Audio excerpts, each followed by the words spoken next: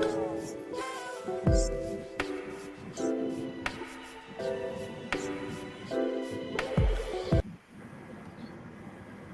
All right. Hey, Rob. How you doing? Hey, man, how you doing? Good. I had to I'm use good. my HP laptop because the Apple didn't like it, but I'm in. Oh, you're good. I appreciate that. So, hey, real quick, everybody, and we're actually going live, Rob. I don't think I told you that or not. So, I got on a couple different platforms. This is Mike Marlow. For those who haven't met me or know me, I've been in the business for 20 years. We've been holiday lighting, but just lighting in general. So, Lighten Up podcast is about power of lighting. We're just going to talk about lights and bring on special guests like Robert here, talk about his business, his journey. Robert, welcome. How you doing today? Hey, good. Thanks for having me on. Yeah, no, I appreciate it. I know we had our initial conversation I had with you about a month or so ago, and I thought we had a really good connection because it seems like we had the kind of the same journey into the holiday lighting path, I guess you want to call it. So, Yeah, I've been and having. so tell me a little bit about yourself, and and then we'll get into some other questions I have for you. But what makes Rob Rob? Well, I started my business literally when I was about 19 years old, but I had a hobby that got going when I was about 12, and I did a big lighting display at the family farm where I grew up in southern Minnesota, and it got a lot of publicity and a lot of attention, and yeah, kind of made me popular at a teenage level doing lights. Yeah, And then I a could. few years later, I just started my business. When I was in college, I had a bunch of Christmas lights from the lighting display that I did, and I just wanted to put them to use and do something and generate a little revenue also. So, did you think back then when you had that journey? So, that was a long time ago. I mean, Yeah, I think I won the contest when I was 16, and I think that was 94. so that okay. So then '94. So it goes But I back think to a I lot had of done my people. hobby a couple years before. I didn't win the contest the first year, so I probably started doing lights when I was about 13 or 14. So what was the fascination of getting into lighting back then? If you can remember that far back, I mean, Um, it was just just really brightening up the night. It's so darn dark all the time, and yeah. it gets where I grew up. It would get dark at 4 o'clock. By 4:30, it's pitch black out, and yeah, just long, cold, dark winters. And we lived out in the country, so it was extra dark. Right. No street lights. Um, yeah, and it just people came out and looked at it, and they were impressed. And I And for guess those who I don't think we've talked about it, but Rob's up in Minnesota, so I mean he's not. What's amazing about your success that when we talked about it is that you got to go through a lot of harsh weather and just the obstacles of that. I mean, right now kudos it's to you. 34. It's 34 degrees today. Right Yeah, now, I know it's I we're, know we're we're putting lights south of up. We're you, putting but lights it's up today. I'm going to shut my blind here, try to reduce the contrast. But yeah, so it's the weather. Weather is really harsh. Maybe that's better. There we go. so over the years because you've been in doing it for a long time. So like back then you were doing everything in like incandescent. There was LED Oh yeah, came in for sure. later. When I started my business, in fact, I remember the first person that told me about LEDs. Like just hearing, wow, there's something new called LEDs. Um, yeah, when I started my business and really got it going about 20 years ago, it was all incandescent. So a lot of times there was Right. tree. We just couldn't do them. We just couldn't do trees. Or I'd call electrical contractors all the time and connect the electrician with the prospective client. Say here, if Yeah, you because if it you put was in a like couple if you put in a couple 20 amp outlets, then once that's done, we can get some lights. But until you put in a pair of 20s, we can't do anything. right. That was common So do practice. you think because I remember having some projects that we had to do like portable generators just to get some of these lighting done. But I didn't get so involved in like any the of that. electrical back in the day, I mean today's people Yeah, what's electrical. that? Oh, sorry, you're cut out for just a minute. The electrical was a pain. Oh, sorry. The electrical was a Yeah, it big was a pain. vein pain. So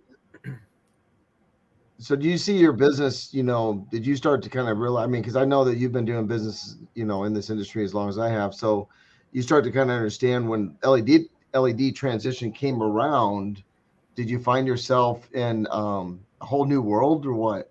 Yeah, a whole new world. I mean, I you know, they were so expensive 15 years ago. I mean, I remember buying, cool white, and you could get any color of white as long as it was cool white, and they offered all different Kelvin ratings as long as it was cool white. Right. Yeah. Yeah, again, it's like, like the Model T or whatever, you could get every color. Yeah. It's like here's your standard. Now, for those who don't know that, the cool white was the first LED color out there, and it had that bluish tint to it, and everybody thought that that was the norm. 6,000 Kelvin, I think. Yeah, that's exactly right. Exactly right. Um, Now it's a lot different out there nowadays with yeah. everything that we carry. So I remember that, and I remember when they were, literally $30 for a 70L strand. Yeah, that is insane. Yeah, so on your business wise, I mean, I know that you're doing a lot of business up there in Minnesota. I mean, how does that typically work with you? I mean, because you guys get a lot more snow than a lot of areas that I'm used to and it's seeing. not even the snow so much. I think our average snow in the metro Minneapolis is, I think it's around 60 or 70 inches, but typically a lot of that comes after Christmas. But what we battle with is just the temperatures, the wind, the temperatures, cold rain in October, day after day of cold, windy rain, ice. And then, yes, it can be snow, but we would pick snow any day over cold rain. Okay. So, rain's horrible. We'd rather have some snow. It sounds like, I mean, if you have those kind of elements, and it's not like for the folks that might be down in Florida or Texas or in the southern states. I mean, did you ever think about, like, I know this business model can work anywhere. You ever like, I just got to get out of this state to do better? Yeah, or just every day. I just FaceTime my crew literally 5 minutes before I logged into your podcast here. We're doing some trees today, some permanent things. Right. It's 35 degrees and dark, no sun. I mean, it's not a nice day today. It's not raining and it's not snowing, but here it is, almost May 1st, almost, and it's 35 degrees. Yeah, and you think it'd be springtime. I mean, I know it's 40 50 out here where I'm at, Nebraska. Doesn't feel like it today.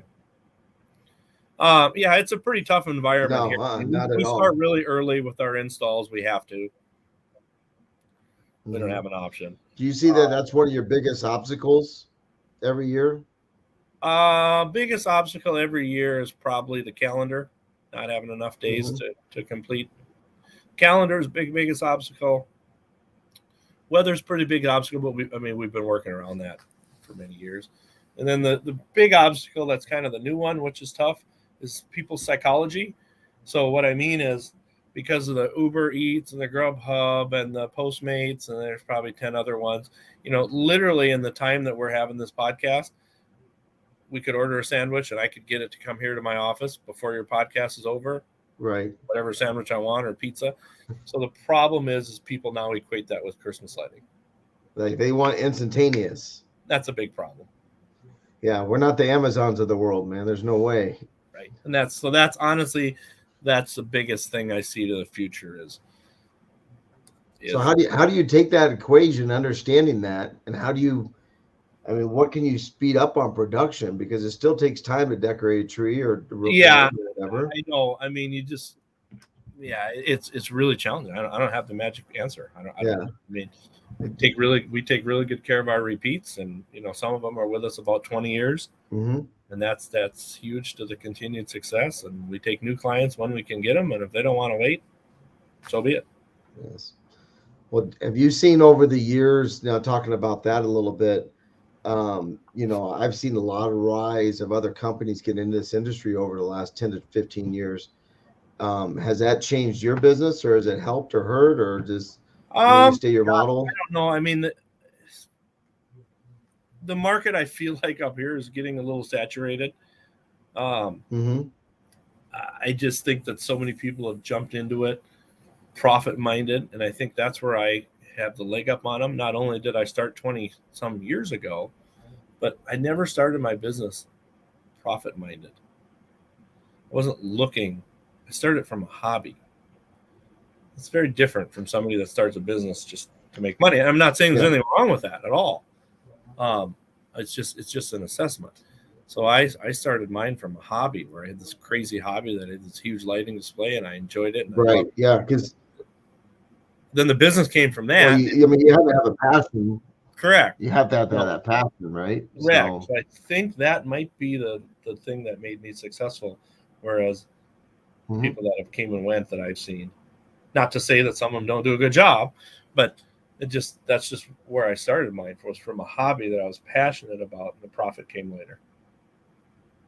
Yeah, and sometimes too, I mean, like I said, I know for me, I mean, I have a lot of passion about this business as well, and a lot of times, you know, you can get your armor chinked a little bit through the years just because you're doing everything you want, and then sometimes you don't have anything go your way or something like that. No, it's a really tough. I'm not sure I'd be a big. I don't think I'd be a good mascot to solicit people to get into the business, because I think it's time to get into some other business where there's more money. Yeah, I tend to let anybody who wants to get into it, I'm like, look, if you can handle chaos very well, get in. But that is fair, right there, and I think I do like that aspect. I'm somehow drawn to that, and it's rewarding. I'm not saying it's not rewarding. I agree. It is. The stress, one thing too, when the you go stress through level, business, the stress level during the time is off the charts.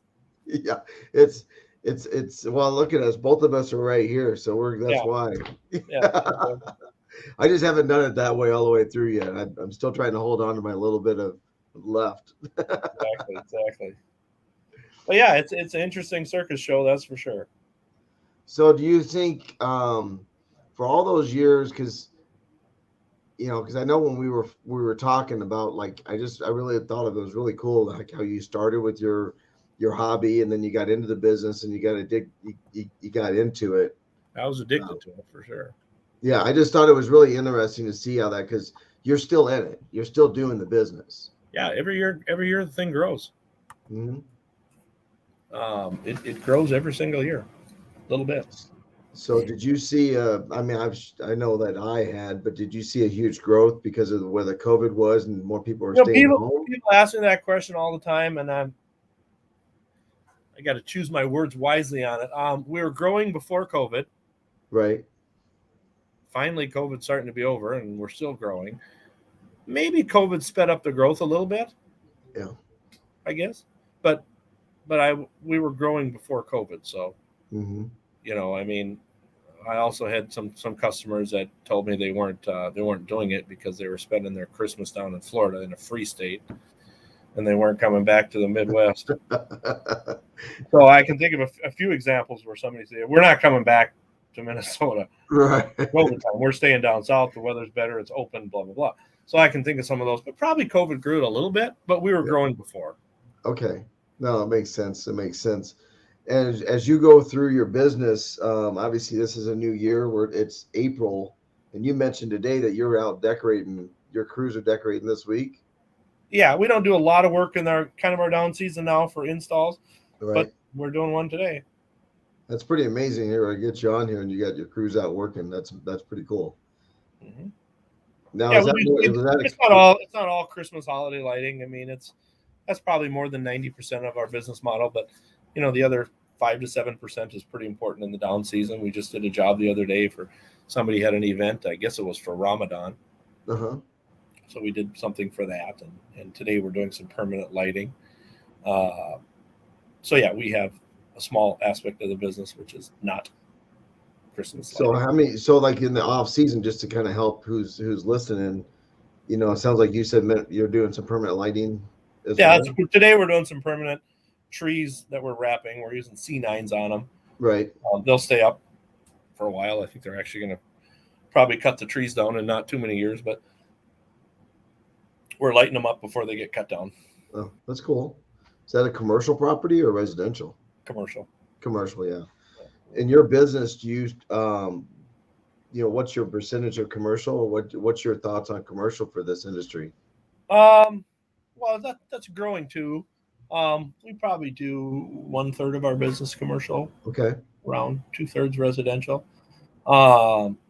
Yeah, commercial jobs are great. I mean, I always feel like there's more hoops to jump through, and there's more papers to sign and insurance declarations to sign off Yeah. on. Then at the end of the day, you probably get a bigger job, and hopefully your profit margin is a little higher than your standard house roof line. Yeah. I always kind of took the philosophy that, if I can get a bigger job, I'm sending my crews to one job, maybe for one day or 2 days. Yep. Because you know how it is. I mean, we all got to drive somewhere to get all these projects done. Yep. And Correct. just, you got in day and age nowadays, you got to pay guys more to decorate. Yeah. Labor's up a lot. Yes. Yeah, and it's it's amazing when you start seeing how many people left the job market. I'm like, I don't know where they all went. Unless Yeah. some No. aliens took them or something. I don't know. Yeah. I know. It's challenging. I think there's a theory that everybody started kind of doing some of the home service businesses because it was easy for them to jump into it and just, bub in a truck basically or whatever. Maybe I don't know. That's just my theory. Because you can't lose that many workforce. Everything I've been in this business on teaching for so long and helping companies, you start to kind of feel like there's a couple things. It's always supply or it's labor that that kind of sometimes doesn't help a company kind of grow where they want to get their goals. And The Christmas I one has the other aspect of calendar. Yeah, there you go. And time is a big essence. Yeah, that's very unique for most businesses. Most businesses have all year to take care of their jobs and clients, and we don't. We have a real narrow window. I mean, I agree. That's really tough to somehow survive in that. Yeah. So do you think yeah, I mean, now have you jumped into like any other lighting services for your clients? Like landscape lighting, permanent lighting? We've never got into landscape lighting. Mm-hmm. Just the permanent lighting that we're doing like today, it's still using the same product. Right. Yeah. It just stays up. Just Right. for a different purpose. We've been into that pretty much the whole time, 20 years. Event stuff a little bit where the wedding stuff would just go up for a day or two and then it would come back down. We do a little bit of that. Doesn't have to be a wedding. It could be like a Ramadan event or something, Mm-hmm. like the one we did. We've done just a few houses with the permanent lights that we talked about. What's your theory on the permanent lighting? Because sometimes I hear, I know there's a model there, and I like it in the off season, but I hate taking away a Christmas client. Yeah, and that's flipping kind them. It's a cool product technology wise. Mm-hmm. But it there's a lot unknown about it for me. Like, how long does it last? I mean, I don't expect it to last forever because we're replacing Christmas lights every. They don't last very long. No, they don't. So that's a question for me on what do you do when you have this client that spent $30-some a foot or whatever it is for the permanent lights, and then on year 4 there's a problem. Well, looking at Christmas lights, we both know that it's usually cheapest just to take them down and redo them. Yeah, exactly. So, that's the unknown for me. And then the other thing is, a lot of clients, they do move houses and they switch properties, or, it seems like here they're always doing so much work on the house, whether it's new soffit fascia or roofing or painting or siding. So then that opens up a question. Gee, when the storm comes through and everybody's so happy to throw a new roof on when there's one shingle missing, or their gutters got dented and they're going to some new gutter product. Well, what happens then? That's right. Some unknown. That's a great question. I didn't even really think about that when you talk about repairs to a home in certain, whatever might happen from storms or whatnot. Oh, I mean, they come through here, these storm chasers, and the insurance companies never stop signing off. So right. Everybody gets a new roof. The question isn't if there's any damage. The question is, will the insurance company pay for it, and how soon can we get our roof? So that's an issue that I would think on those permanent lights. What happens then if it's in the way for the roofing or the siding or the addition?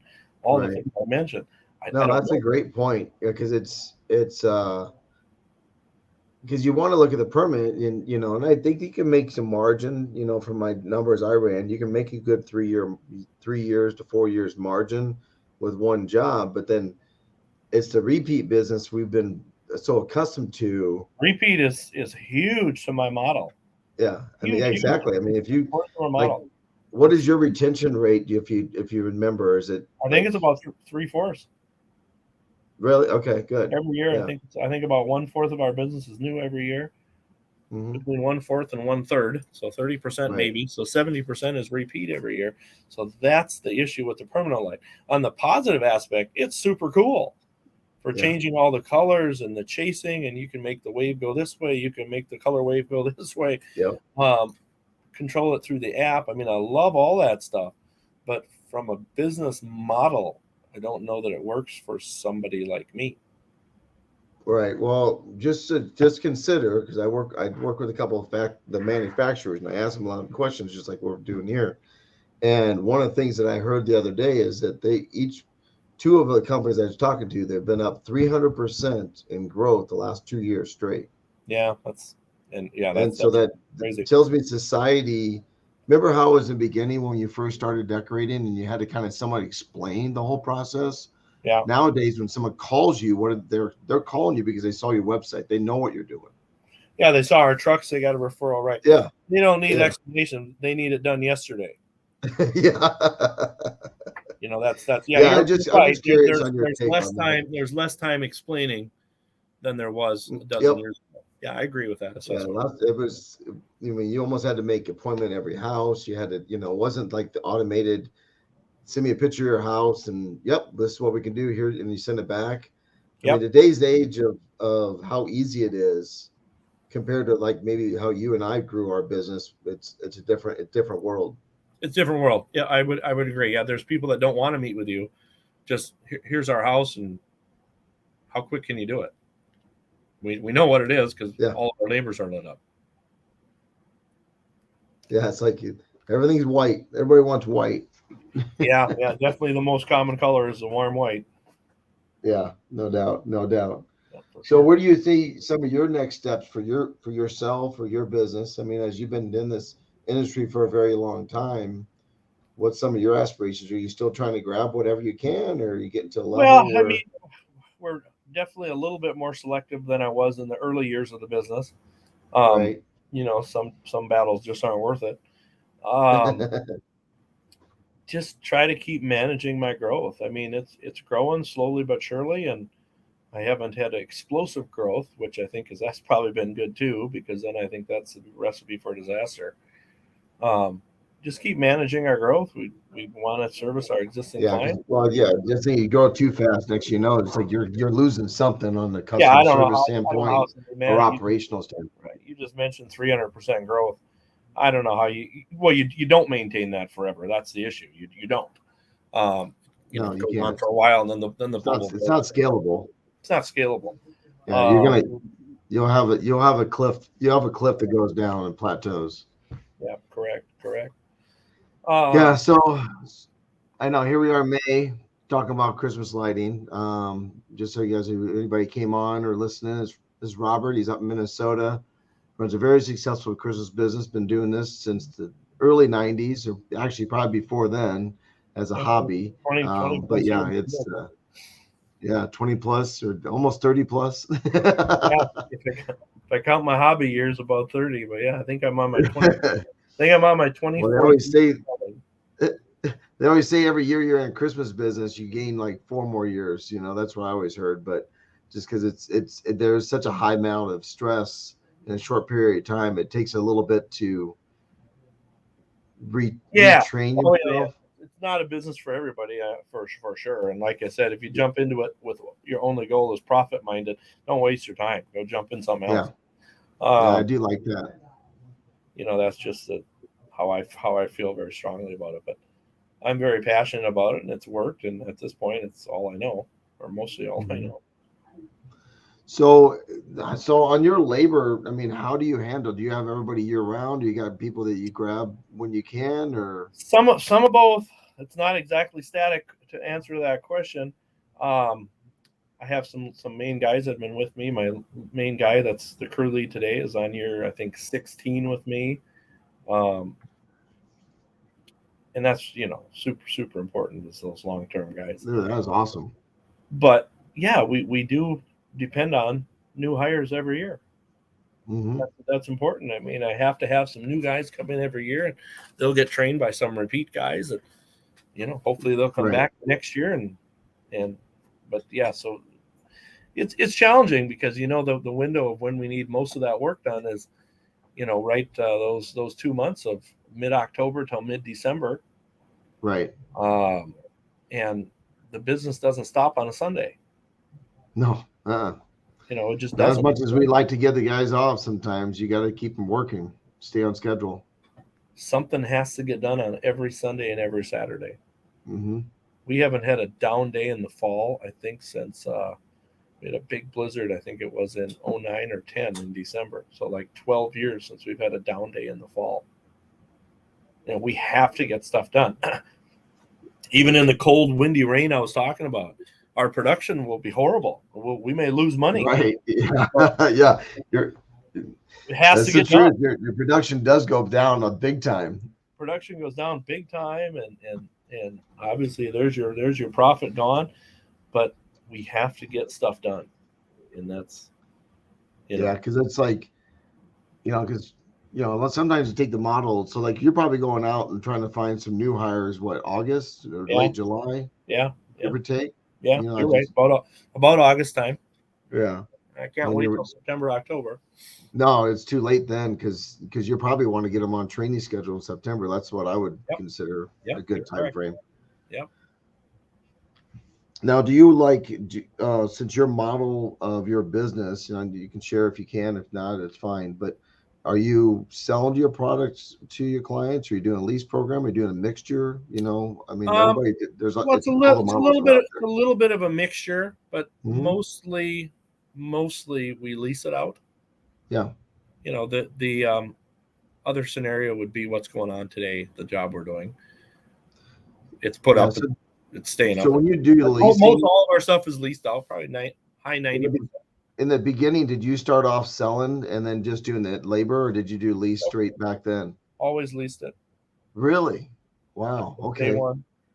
Because I didn't really see, because I did the opposite. I started selling and then I leased later in my career, as I learned more. Because it didn't work the first way you tried it. Yeah. Well, I just didn't like having to go back to a client after 4 or 5 years and then have to say, hey, you got to do some replacements. And that just was a really hard conversation for me with my personality. I just didn't like it. No, I always offered the flexibility that they could change colors, things they were doing. Nope, I leased it since day one. Oh, that's good. All right. See, you caught me off guard there. I was thinking we were going to be on the same page, but no, you're way ahead of me. So that's awesome. I love it.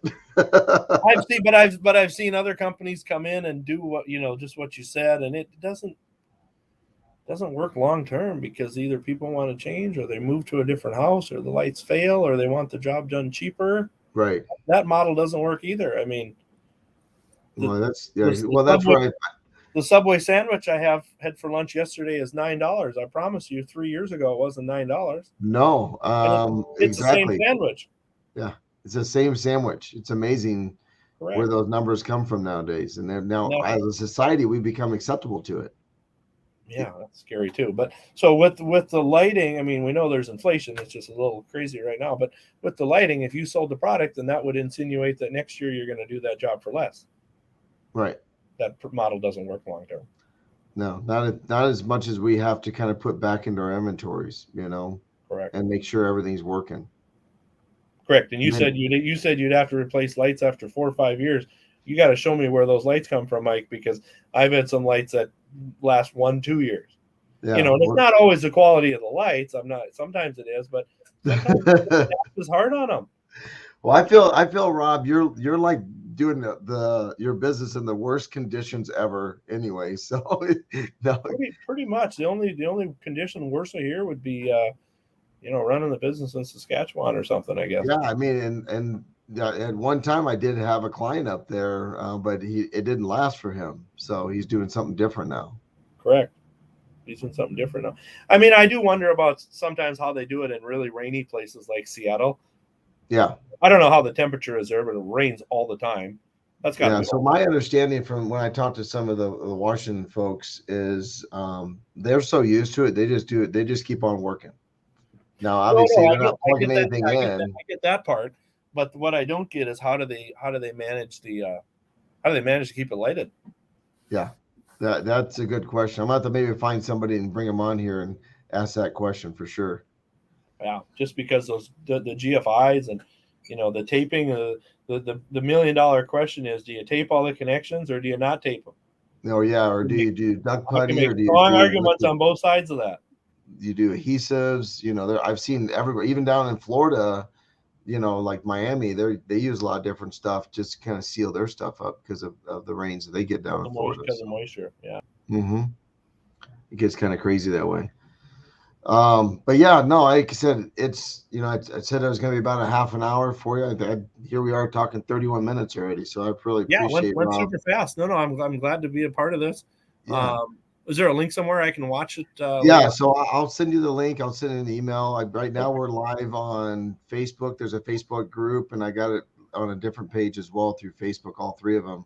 I plan on sharing it on YouTube as well as we got our website coming up on Light Up, our podcast site too. Cool. So Well, that's awesome. No, I look forward to talking to you in the future. And yeah, no, I really appreciate Rob. That's the reason why I wanted you on, because I felt the same connection because we started way back in the way when it was all incandescent. It was crazy, and all those cords and spider web and everything. balancing loads, balancing power sucked. Oh my balancing god. power, counting the bulbs, and just because you found another outlet somewhere in the far back corner of the house doesn't mean it was on a different circuit. It could have somehow still been on the same circuit. I agree. There's no rhyme or reason to I how totally the agree. outlets are designated on circuits. And so I would say some of that knowledge that we had 15 years ago, I don't have all the same staff. I got a couple, but some of that knowledge is lost. Seriously. Yeah, you don't, and it's not one of those things you really need it too much with LED products anymore, but it does help, obviously, especially if you're going to go up. I like to throw it out there when I talk to big clients, like, hey, because what some of the questions you had back 15 years ago was. Yeah, is how much power will it take, or can I do it, or and sometimes I didn't know. When's the last time you updated your outlets? Because those springs go bad in those things. That's a big factor as well. I said, now I can count on. I never call very, very rarely do I call electricians. Right. Whereas 10 years ago they were on speed call. Yeah, no doubt. So yeah, that has transformed the industry. The LEDs. I mean, yes, there's been a lot of challenges with the color matching. Well, that's been the biggest challenge. Yeah, and that was back. It still goes on. It just sometimes you got good chip factories out there that are doing well, and some people are cutting corners overseas. And mixing. Oh yeah, and right, and we've bought from not too many different companies over the years, but when you've done something for so many years, and I have so many years of LEDs, you can imagine how many colors of warm white I have. Oh yeah, and I have like 10 colors. You just kind of what do you do in that case? Do you have your team spread them out and we have a nice rack that we built here, and we'll sort them into different baskets. And I think for warm white, I think there's 5 or 6 colors of warm, and there's a couple colors of cool. There's a couple colors of champagne. So I think on the white spectrum, I think we have like 10 colors. On the used, the new, it's not a problem, but when you have used lights, we want to keep using them. Well, yeah, and that's inventory you purchase and you're rotating them release. I mean, you're not going to get rid of it if it's working. Correct. That's why I got all those colors of white. So and it's not just on the retro C9 bulbs. It's also on some of the strands. Right. So it makes it challenging because people, somebody's impression of warm white is different from another person's. What's warm to your John Doe client might not be warm to the person across the street, and it might not be warm to me, who I know my Kelvin rating a little. So I just have to say, here's the sample. This is what you get. This is what it is. And then move on. It's no fun to have to redo a house from warm to cool or cool to warm. Yeah, that's not good at all. No. Well, Rob, I do appreciate your time. We'll be chatting here soon sometimes, but I do thank you for coming on the Lighten Up podcast. And thank you. Yeah, I look forward to watching in the future. All right. Very good. Best of luck and success, and we'll be in touch. All right, sounds good. Talk to you soon. Thank you, sir. You bet. Bye. Yep. All right, so I really appreciate Rob getting on here. As you can tell, he had a lot of wealth of knowledge. He's been running his business with a lot of high passion. He had run his business as for a lot of many years on his own, and it takes a lot to do that, you know. And I really appreciate his ability to even just come on and give us a little story of a little glimpse of what he does every day. But I know for me, you know, I know working in the Midwest, it's not easy doing a holiday lighting business. You're dealing with a lot of elements. You're dealing with, but I know we're a lot of work ethic people to kind of hire for this industry or in the Midwest for sure. But yeah, Minnesota, no, I kudos to you guys. If I had a hat, I'd tip it for you because going through the snow, going through all that, that is something totally different. And the rain and ice, yeah, not fun at all. Not fun at all. So, but other than that, I appreciate everybody's time out there. Hope you have a good rest of your week. This is Mike Marlow signing off and Light It Up Podcast.